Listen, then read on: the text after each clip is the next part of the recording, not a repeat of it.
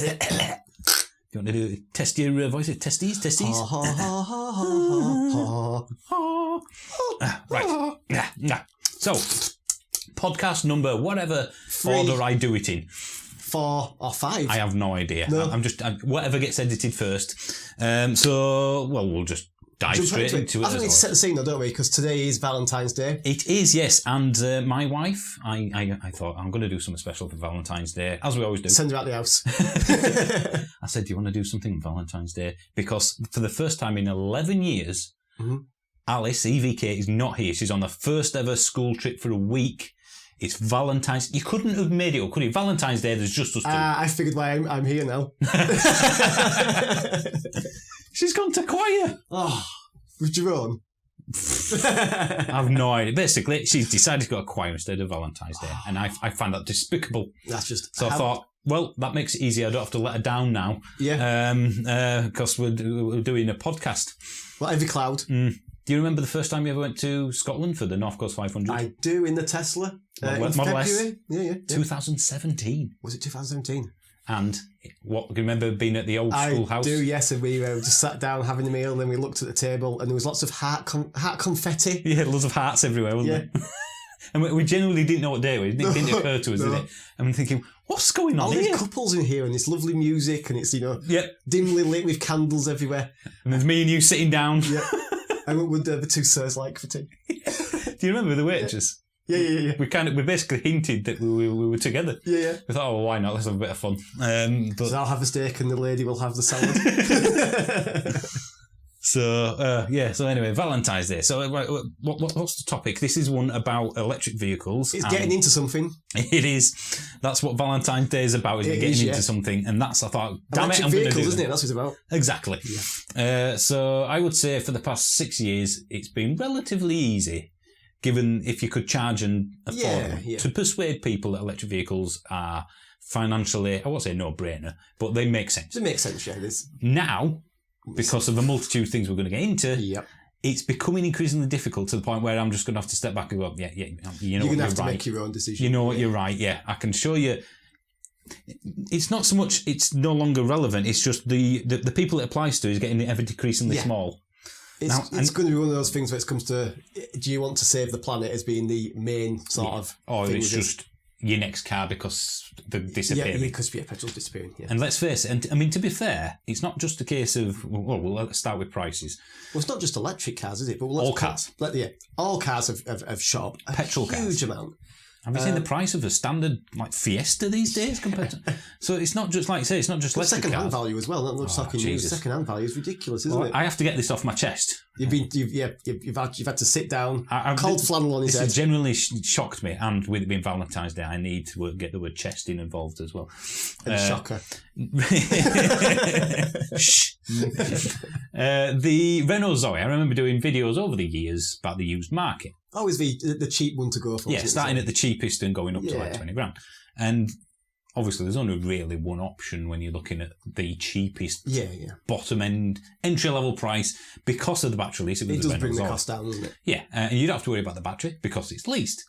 So it's like, I remember £4,500 to £5,000 would get you a 2014 Renault Zoe. Well, a lad at work who didn't know what it was, he bought one, didn't he? He did indeed. And he paid £4,500 for it. Did he? Right, wow. I've just had a look today, just now, the cheapest Renault Zoe on the whole of Auto Trader, £7,000. That's a 2014 battery lease. So effectively, let's call it 5, not 4.5. They've gone up 40%, is that right? Around 20, 40, yeah, I think that's right. 40%, £2,000 in what, 9 months? Yeah. That's they're a year older nearly. Yeah. It's not like, and that is just bonkers. £7,000 is now the entry level price for an electric vehicle, whereas it was 5 and there's not 3 years ago. I think there's not like loads of them at 7, is there? The next one's at 7.3, 7.5, 7.7, £8,000. To 8, yeah. Wow. So it's £8,000 for a 2015 Renault Zoe now with battery lease. Wow. Yeah. So it's not just, if you're getting a loan for it, something like that, you've got your loan for the car, and then you've got the rental for the battery as well. I mean, the battery lease, I think, is not a bad thing to have given the age of the car and whatnot. It gets rid of the battery. But yeah, it needs to be financially taken into account. Yeah. I mean, all of a sudden, that reduces the... like I said, if you were selling the concept of an electric vehicle to someone, used is now a very difficult thing to go for. Add to that the home charging situation at the moment as well.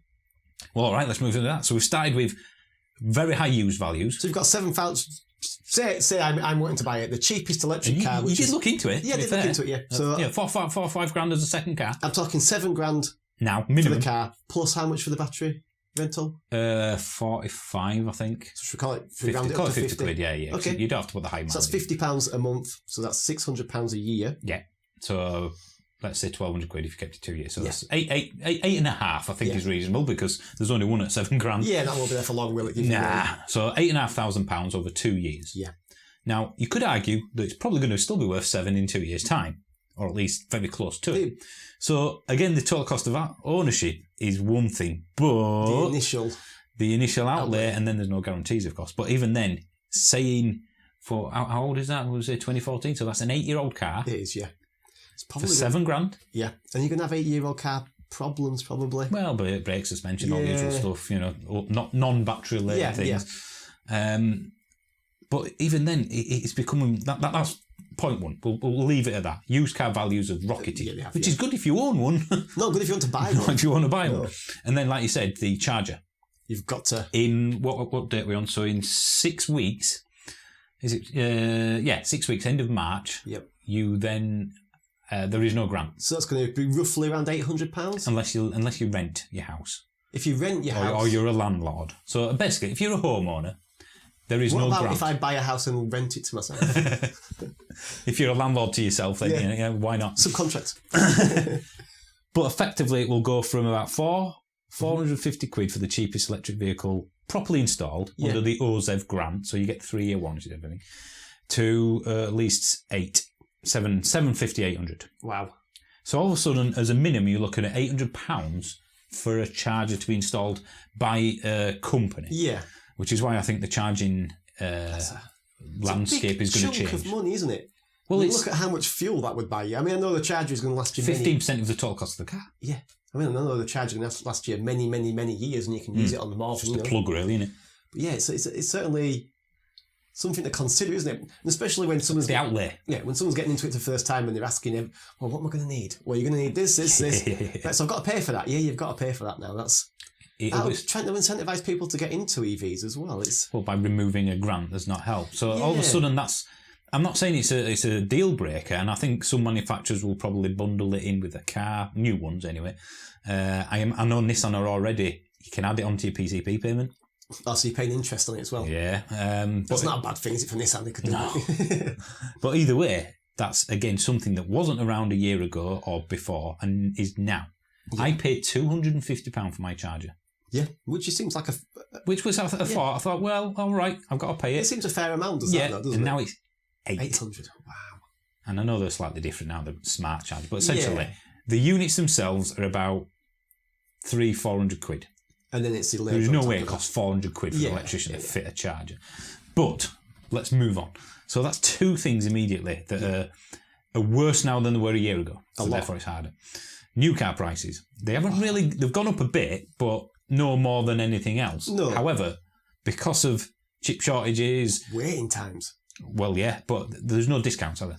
No, that's why it looks like it pretty much is you're buying it at the price that is displayed at your RRPs. Yeah, and I think a dealer, given the current situation, they're not going to offer you a discount unless they have a field full and they need to shift them for some sort of which, given the current shortages, they're not. No. I was looking at we're on leasing.com. And we've been on Vanarama earlier, and the lead times on electric cars, I mean, most of them are 20 weeks plus. What? Yeah, I'm going to assume you don't know this. Skoda Enyaq. Mm-hmm. How long the lead time for a brand new? I do know how long the lead time is. It doesn't surprise me though, because back in the days when, it was 2011, when Skoda were doing certain models without VAT. Well, they were paying the VAT effectively. Yeah. I ordered a Octavia VRS diesel because that was the thing that was the good thing to do. Order a diesel, it's green. I had one of them. Yeah, I nearly did. Apart from the fact it went up from 3 months, 6 months, 12 months. Is that a DSG problem, if I remember correctly? No, it wasn't a DSG, it was a manual. It was just, there was a problem with something. It was one component or something. I have no idea. I can't remember at the time, but probably chips. Yeah, it got to a point where they went, we can't give you even a build date. Yeah, we don't It'll be know when next it's year coming. sometime. Yeah. It's like, right, I think I'll take my deposit back. Well, it's good at ENIAC because we never actually told the folks out there. Yeah. 52 weeks. Wow. A But year. you can guarantee it's going to be more than that. A full year. That's just as much as they can get away with telling you. Yeah, and yeah, you will probably find the odd cancellation, but ultimately, a year for any car that is not exotic.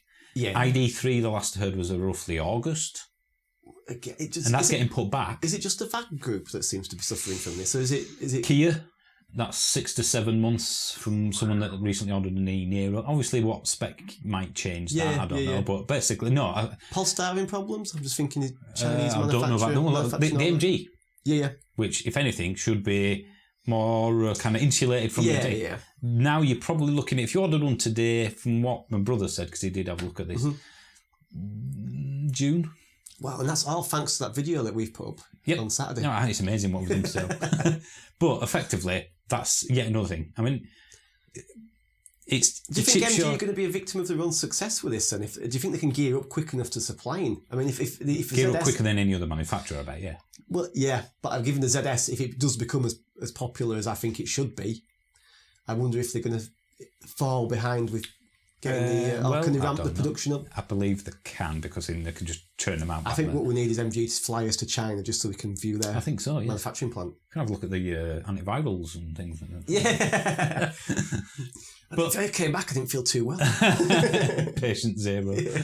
But no, I think for me, that's... I mean, I won't put it down as a negative because all cars are like this, even new ones, but essentially it's what we've never had with EV, so therefore it's harder now to get into one. It's the third point of it's harder now to get into an EV. But you can't just, the thing is, this applies to all vehicles at the moment, you can't just wait for yours to break, can you? No. Do you know, it used to be a point where you take your car maybe to get an MOT and they go, it's going to cost you over £1,000 to have this done. You go, well, the car's only worth 2 or 3. I'll tell you what. I'll put it towards a new car. Leave it. I'm going to go down, the local Ford garage or the local Nissan garage, and I'm just going to go in and buy a car.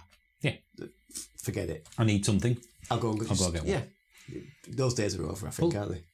If I go back to when we had the Polo GTI for 3 months before it got stolen after they broke into the house and took the keys, we got paid out, but you only got, we didn't actually need a courtesy car in the end because we had the Leaf. But essentially, we needed to replace the car. Yeah. What would you do now? I mean, that's why we ended up with the year-old Mini that we still got today, because we couldn't get a new one. And we couldn't afford one, quite frankly. But ultimately, that would be a problem for anyone that gets their car written off right now. If my car gets written off now and I want another Tesla, weirdly, I can get one for March, but then it's probably going to be September after all that. Yeah. So what do you do? Well, exactly, because you think, well, I'm not buying a used car. Look at the prices. But you're going to have to, aren't you? You're going to have to. That's what, it's going to be a strange position. Well, hopefully one that none of our listeners have to be in. Someone's bound to be in. It takes some muppet to go into the back of you or something like and that. That's it, new car. I mean, what else have we got? So, availability obviously has had a knock-on effect, and that has the secondary effect of making prices higher, of course. Yeah, the used market. And there's more demand now for electric vehicles with all the green zones appearing. Here's in a stat for you. Go for it. The 2020 sales. So going back a bit more now. The entire amount pandemic here. I guess the entire electric vehicle sales for 2020 is more than 2019 to 2002 combined. Wow. And that's set to go up, I think it was something like 100% in 2021, which we just finished, and again about another 50-60% on top of 2021. Wow. So essentially we've got low demand, high demand, skyrocketing supply. For God's sake, you say this bit. So we have high demand. Yes. Skyrocketing prices. Low supply. And also you were saying earlier just off air, the supply of the main ingredients of EVs. So if anyone, they'll already know this from watching the channel. I'm sure they're all, So magnesium. I don't think it was magnesium, but we'll say something that's key to aluminium production. So that'll affect all cars. A metal. Lithium.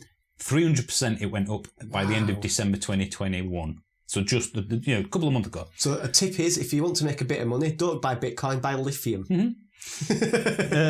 And all of these, it's like a perfect storm, isn't it? It is, yeah. And then as well, we've got all the, like I said, the green legislation, everyone's got electric vehicles on their mind at the moment. Mm-hmm. And that's what I've always tried to say. Look, yes, they're more expensive, but look at this. Look at this benefit. Look at this benefit.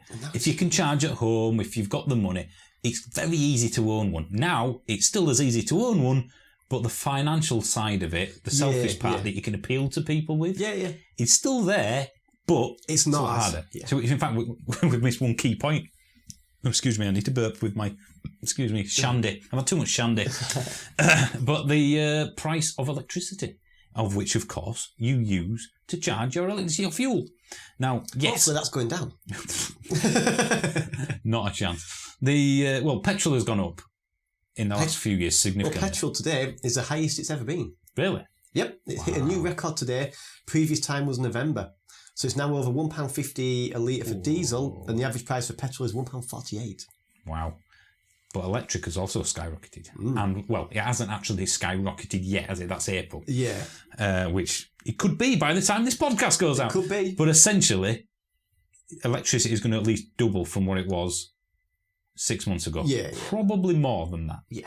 It's going to be... My tariff has gone from 5p at night to 7.5. Yeah. So it doesn't sound a lot, but it's 50% increase. It's only going one way, isn't it? Exactly. And if you've worked your sums out to take into account the savings you make filling your electric account with electric over your diesel account with diesel, suddenly that changes a huge amount. The gap is smaller. I mean, on that relatively recent video, about 100,000 miles, I think you were looking at about 2.5-ish if you charged at home on the best tariff. Yeah. To, I think it was 10 grand on an average petrol diesel 50 miles per gallon, something like that. So basically, you have to charge at home and you have to be on the best tariff. If you use the public charging network, which has gone up phenomenally in the last year, then you're looking at about a £2,000 saving over petrol diesel at the current price. And then you've got that's over 100,000 miles. Then you've got your charger to install and you... So all of a sudden... It starts to...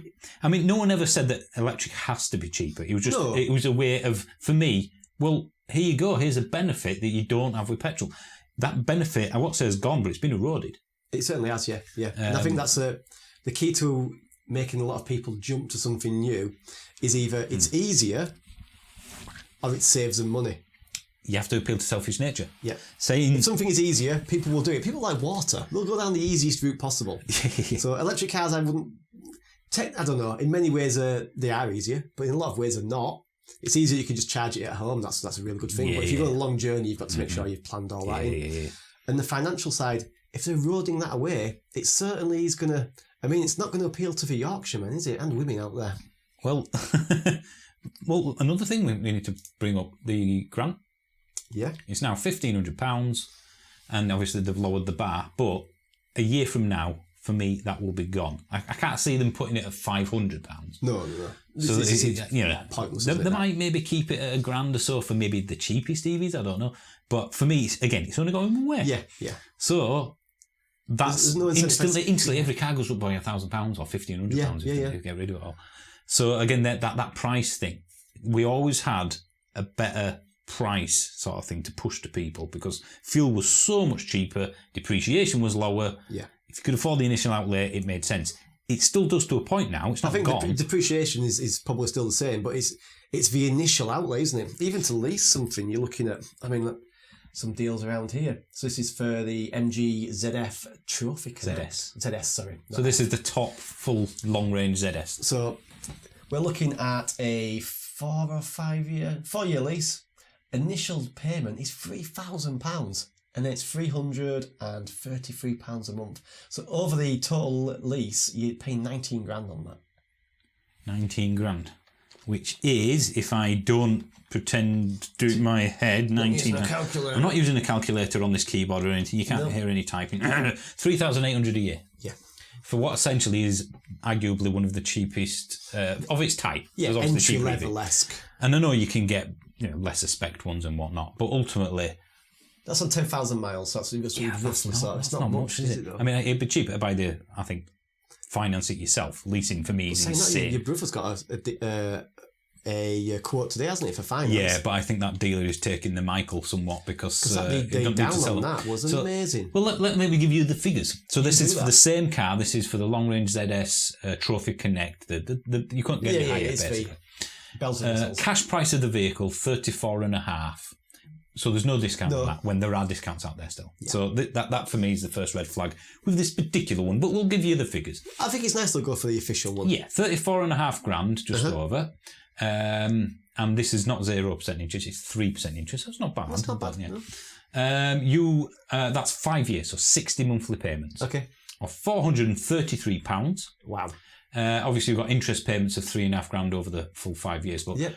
so you think, well, 433 quid isn't too bad for effectively a 35 grand car. Yeah. What deposit do you think that is? Oh, usually it's 10%, isn't it? Yeah, it's a little higher than that. Yeah. That's what you put down usually on a PCP, £10-15%. Yeah. 12 grand. 12 grand. Wow. £12,000 deposit, £433 a month. Now, you can get the ZS a lot cheaper than that, so ignore this if you're looking at a ZS, don't panic. But that just shows you, again, how things have... MG we're getting rid of them with ridiculous offers, weren't they, when the ZS first came out. Yeah. Now, even they're not having to try hard. No, the real look there is £3,447 of interest. Mm-hmm. Wow. 5.9% actually. Not 5.9%. What's the 3 point? That's the interest rate, so the representative API is 5.9%. Ah, okay. So effectively, you'll be paying a total of just shy of 38 grand. Now, I found that same car for 30 grand. Yeah. So again, don't use this as an as a representation of to what? Some people will just walk into that dealership And go, there you go. and say, again, I've said this time and time again, I cannot believe people who just use one dealership for a price. We're not Kevin there. You can see a 4 or 5 grand difference just in one phone call. But again, that just highlights the evidence. That's the evidence that they're way more expensive. They don't need to try. No. My brother's already got an MG ZS. He's getting it serviced with them. He would be the perfect person to sell a new one to. It would be. And they're not even trying. No, we don't have to. No, exactly. There'll be other people ringing around going, oh, can I have one of these? Yes, yes. So that in itself is enough to go, well, oof. Yeah. It's not a buyer's market by any means, is it? No, it's like not. So But it still does pay to shop around. I know a lot of people don't like doing that, but obviously, it four could, figures. yeah, you could save yourself. Yeah, if you save yourself £1,000 for a couple of days' work, minimum. yeah, Car Wow, always a good place to start. Yep. I'll just have a look on Auto Trader and put it price. Yeah, lowest price first. Yeah. Gives you an idea. It never hurts as well to be cheeky and just ring up a dealer and say, look, I want it for this much. Well, this is exactly what I did with my Nissan Leaf. Oh, you did, dear. The first one you got? The 24. The second one got replaced by Nissan. Yeah. So the first one, effectively, we test drove one, and it was about a month later. So we thought, this will work. Proof of concept, it was a 4-day test drive. And the test drive came with a free bottle of wine, didn't it? No. I thought you did have a bottle of wine in the back. The bottle came with the Polo GTI. Oh, did it? Yeah. No one got nicked. But no, so effectively, I knew the car. Yeah. So I rung up several dealers and went, this is going to be the easiest sale you're ever going to make. I want the Nissan Leaf. It was the Ascenta. Ascenta. I want a Nissan Leaf Ascenta with 6.6 charging option in this colour. Yeah. What's your cheapest price? And over the phone, I say, I'm not even going to come in. If you give me a cheapest price now, I'll buy it over the phone. And 2 phone calls later, Bradford rung me back just before end of close. They went, if you give us £200 deposit now, you can have it at that price. Yeah. And I saved like 1,600 quid just with a phone just by call. saying that's what I want it for. And it was from the local dealership as well. So again, just as soon as you know everything about it, you can just ring up. They don't have to do any work. No. You use that to your advantage, don't you? That's what I want. You don't have to do any work on this one. No. You can get a sale without trying. This is what tell I me want. your best price, which I guess is what CarWow do. Yeah. I used that to buy my Fiesta ST after having some bad experiences with local dealers. Oh, go on. You got to do it. Okay, so went into Bradford Ford. Was that a Polo? Polo, yeah. Which is Ford owned, I believe. Yeah. Is it still Polo? I don't know. I've just drive past it in Bradford Ford, anyway. I know it had a Fiesta ST2. I knew the colour, exact spec like you. With It was just a walk-in, walk-out. Walk in, walk out. Yeah. And you were trading? I wasn't. So I looked up over about the car I'm trading in. I'll sell that privately. Cash price to them. Yeah. Effectively. So He then said to me, "What's important to you? Was it the monthly allowance, or how much the car's worth at the end?" Oh yeah. I was like, "Well, certainly the sort of Total cost is the same, is it not? But carry on. Yeah. He then charged me for things like putting fuel in my car, car mats, which it comes with, and all sorts of stuff. I mean, the price came to well over £20,000. Yeah, and you genuinely thought that was, because I remember you saying, Well, at the time, before I'd been to Car Wow and got a price for 16.5 for the same vehicle in stock. So this was my chance of giving Bradford the... Yeah. So, went to Bradford. And you weren't wasting the time because you knew the car. No test drives. Yeah. So he said, "Oh, no, they can't do it for that. That's a second-hand car." So, no, it's a brand new car, is that? No, it's a second-hand car. There's no way they can do it for that. So, long story short, I got the car, travelled down to Birmingham 4 or 5 days later, picked the car up, drove straight to Ford Bradford. Showed him the invoice. But you did. I'm sure you remember he's telling me that you got a Part X price. And you thought the price he was... that did. Yeah, sorry, yeah. The Part X price, wasn't it? That was it. So, yeah, I Part X... So, the price was the Part X on it. So, it was 21 or something like that. But the Part X wasn't taken into account. I was like, that's with the Part X. Yeah. So, the price would have been 24 grand or something. So, it's effectively them not giving you anything for whatever you Part X. Yeah. So, all of a sudden, one phone call... Or one website visit, if you will, saved you 4 or 5 grand. Yeah.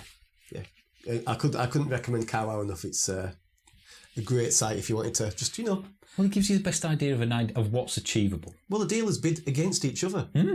Rather than you having to go around dealers, they bid against each other. I mean, I guarantee that Ford dealership had hit the quota or something. They clearly didn't want to attempt to try, but I mean, it wasn't even taking them. It was above list price. Yeah. It was, wasn't it? Genuine. Yeah, it wasn't even who pays a Ford above list price? That's what he said. I said, "I don't want a tank of fuel," because you won't be able to drive it off forecourt, will you? Like, "Oh yeah, because they all come empty." Because there's literally a shell next door. Next door, there's a That's 65 quid for your fuel. It doesn't hold that much fuel. No. So anyway, I'd never use them ever again, and could happily recommend the Ford delership that I found in Birmingham somewhere. How many years ago was that though? There could be a different franchise now. Well, who knows? Yeah. You think it was yesterday? It was like 5-6 years ago, probably. 8. Oh God. It's the last time I bought a new car. Wow. So ultimately, back on topic. Back on. It is, for the evidence we put forward, substantially. Well, you know what? It still makes sense. It's narrowed down to the people. Sense. We've said for quite a while, haven't we? EVs suitable for most people most of the time. Well, we've man-mathed my work week. Yeah. Especially when we had the Citigo. Or Citigo. Skoda Citigo. Yeah. Some cream for that. And we looked at the cost of that, PCP, leasing, and I could more or less, if I was doing guaranteed mileage of around 200 miles a week, pay for that. Yeah, and so the fuel savings paid for the car. Yeah, it'd be a free car. And now, it doesn't even come close. No, it doesn't. No. The same sort of car, or type of car, or price of car, same level effectively, is what? I won't say it's double per month, but it's not far off. It's a lot more, isn't it? So all of a sudden, it's the same thing, but... There's no financial incentive. For me, I would have to get rid of my Mini. Yeah, and the whole idea of getting this like a second-hand or even a new lease was, that's the workhorse, that becomes the plaything. Yeah. So all of a sudden you're getting rid of both. Yeah, effectively, again, it's narrowed down the people that it will appeal to. It's a bad time to buy, though. It is a bad time to buy, but as I said in the previous video, if you're going to buy one, buy it now. If you've decided, if you have to buy one, now buy it now rather than wait. Yeah. But it isn't. But the thing is, the reason I said that is because it won't get any better over the next 1, 2, 3 years. No. So, it's going to be a long game, isn't it? Really?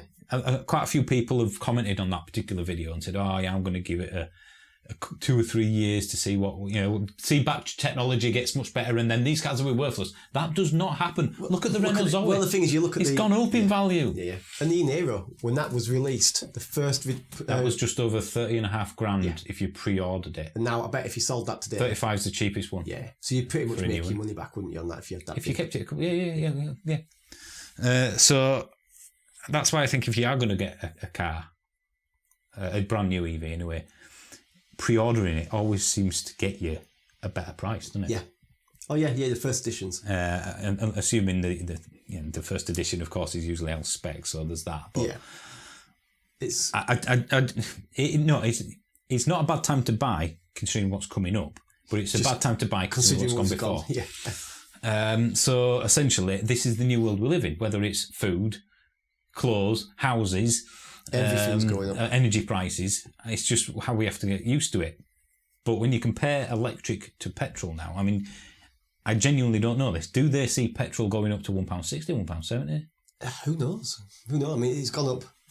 It's gone up so much in the last 2 years. I wouldn't be surprised. If transport costs and energy costs, I mean, it uses a colossal amount of electricity, for example, to refine petrol. Yeah. So logically, if energy prices are high, then that's going to have an effect on the price of petrol. Well, you would think, it's going to have to, isn't it? They'll pass it straight on. No. So if there's always that gap between petrol and electric, then you're going to always have that saving. You are, yeah. But it has closed a bit, hasn't it?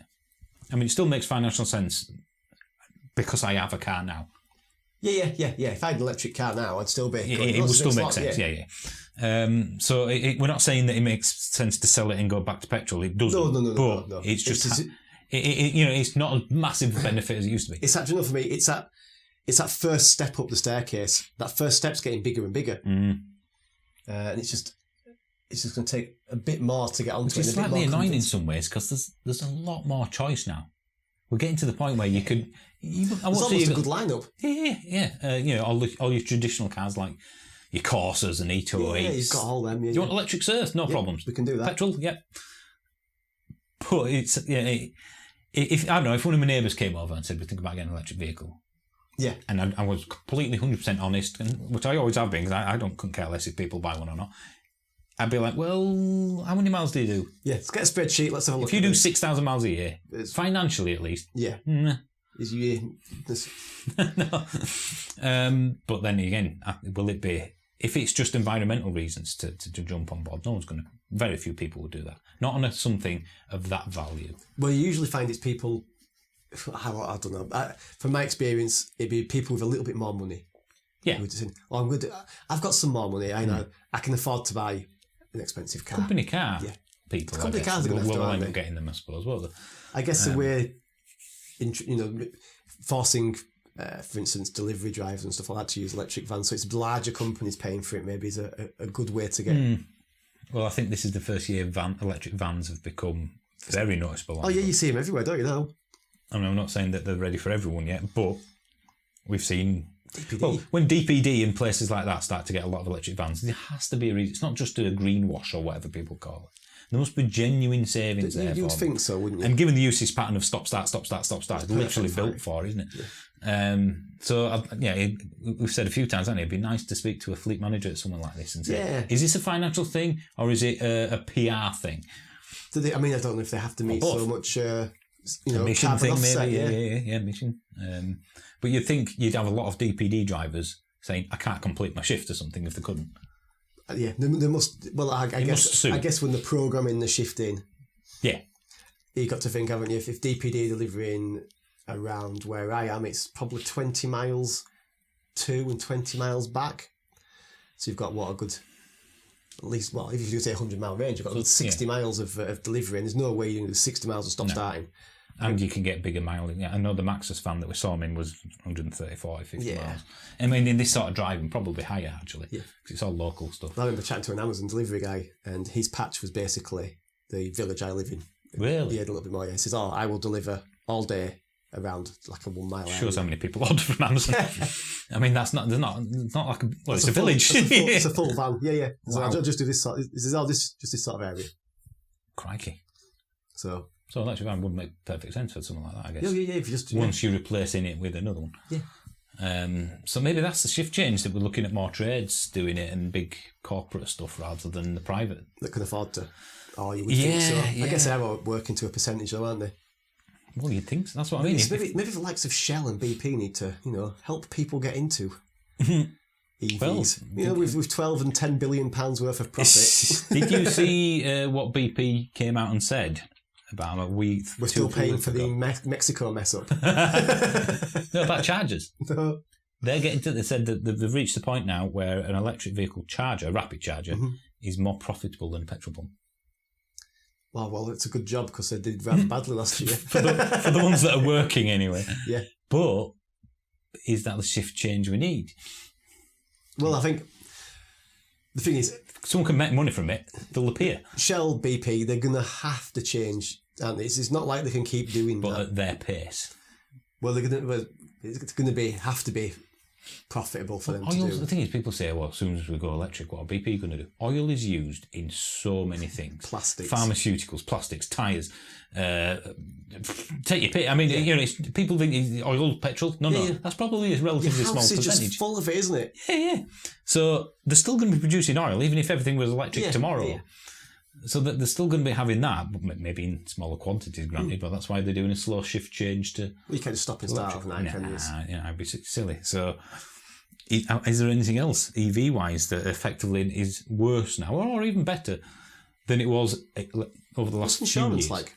For me, I've not noticed really any difference. But I'm at that age where it Incredibly doesn't seem old, to though. matter. Yeah, I mean, I think, to be fair, I think the whole COVID thing has seen people's insurance drop, hasn't it? I mean, mine has dropped for the last 2 years. It's the least I've ever paid this year. I think it's also the comparison people make, because I've done a couple of videos of this, and people say, oh, well, no, mine went up a lot when I did a quote.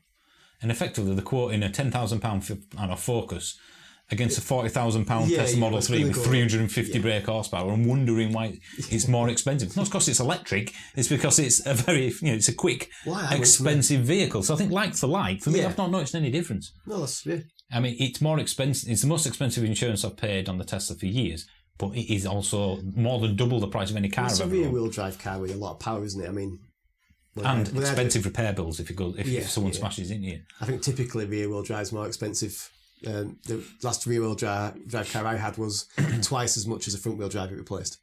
And the front-wheel drive car was a lot more powerful. People spin. Yeah. So, I don't. I know people have say a lot that it is more expensive to insure an electric vehicle, but I think given the fact it costs more. Yeah, you can't look at an E208 petrol and electric and say, well, it's more expensive. It's worth what, £4,000, £6,000 more, so it will be because the car is more expensive to replace. So I think like for like, I haven't really noticed that, to be honest. I don't think that's a thing for me.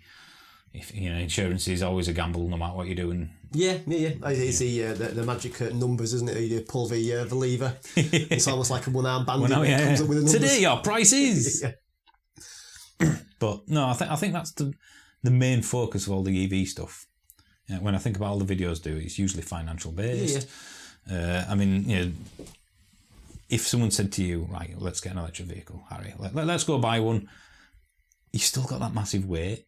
You have, yeah. You've got to concentrate. You've got to get your charger. You have, yeah. The charger. You've got to, electric's more. Electric's more, but still, I think there's a good enough difference at home, but not on the public charging network. No. Where I think I figured it out recently to about 6-7 pence. If the public charging network went up to like 45-50p, you'd be about the same as the price of a diesel. Wow. So if you had to solely rely on a rapid charger, which no one would, you would use fast chargers that are cheaper, or in some supermarkets, free. So it never works out that in the reality, but ultimately the rapid charging isn't that far behind. Well, as Guy Martin diesel or sort of proved. Yeah, but he used the most expensive charger. True. All of a sudden, Ionity is looking like not a bad price. Yeah. They haven't gone up at all, have they? They can price cap it. Whoever priced Ionity up years ago, his forward vision. Yeah. He knew what was coming. It's going to be very expensive soon. Yeah, it's plenty of that to start with. Yeah. Well, it was put up there to disincentivise people who are part of the Ionity network. So, yeah, it's. I don't know. Is it electric vehicles that have done this, or is it just everything in life has gone up? I think it's just it's incentives have gone. It's a series of things that have gone wrong, isn't it? The incentives from the government in terms of the grant and the grant to have your charger fit couldn't have come at a worse time. No. When people are, like we said earlier, people are being encouraged to go green. Especially if you live in the likes of London or other cities like we've talked about. Yeah, the supply and demand issue on top of the incentivised issues. It's just a series of really unfortunate events. And actually, there is one other thing, I suppose, which is arguably this. Because realistically, you have to get a new electric vehicle or pay over the odds for the used one. Mm-hmm. You have to put more investment in than an equivalent petrol. Yeah. But because of the price of energy and food and general living, quite a lot of people have said this recently. Oops. Bang the desk. Quite a lot of people said this recently on the last video, saying because of the uncertainty of my financial future with house price, energy prices and food and all, Mortgage. general living, Yeah. mortgages as well. So to put a hold on everything. Then I'm putting a hold on buying not just a car but an electric vehicle, which I was going to stretch to, because it usually was a bit of a stretch in it to get into Yeah. it. So it's like, actually, no, I'm going to be Leave that more for a little cautious. Well, I think Stick with what's safe. Yeah, especially with what's going on in the world at the moment. I think people are being safe, aren't they? Not wanting to buy something that's, what, £30,000-40,000. It's a big investment. Well, case in point, I mean, we last night we were looking at our baths and thinking, well, actually, no, it's not a good time to buy. Yeah. First fantasy in our bath. No, stop. But no, it's. I don't know. It'd be interesting. Again, if there's anybody listening to this, use my Twitter feed for feedback. There is no comment section on the podcast, so You can shout at the radio. You can do. At EVManUK is the Twitter handle, and just say, I've listened to the podcast. This is what I What a think. load of drivel. I know. If there's anyone who's still listening to this, Yeah. But for me, does this change anything for people out there? Because there's always going to be. The thing is, people say they're too expensive, but they're selling more than they ever have by a huge margin. There's clearly lots of people out there who can afford one. It's a harder sell, but more people want one. Yeah, which is So making it even therefore, the harder. demand's higher. Yeah. And there is plenty of people out there that either on monthlies or in outright can afford an electric vehicle. Or if Because you the- get the- a company car. Well, yeah. I mean, look at the amount of cars you see on the road that are like your Range Rovers, your Oh, yeah. your BMW, just normal BMW, 3 Series, 330s, 4 Series, 5 Series. Look at the SUVs that must start at 40, 50 Yeah, there's grand. Tesla money. There are many Look how people many out Teslas you see now. there. Well, yeah, best-selling car. Every other car. Yep.